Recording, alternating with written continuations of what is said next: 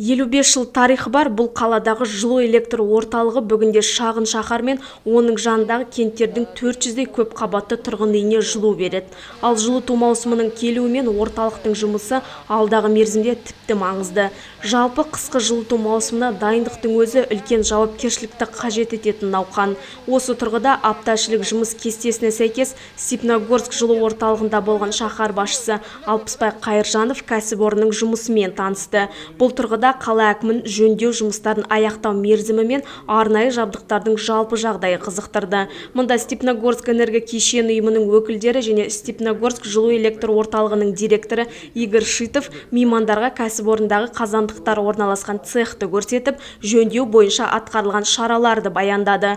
Оның ақпаратына сүйенер болсақ, жыл сайын қазандықтарға жаңа жабдықтар орнатылып, бұл өз кезегінде жұмыстардың сапалы жүзеге асуына септігін тигізсе керек. Өз кезегінде меймандар тарапынан жолданған сауалдарға сай кәсіпорынның көмір қоры мен күнделікті тұтыну мөлшерлеріне байланысты мәліметтер ұсынылды.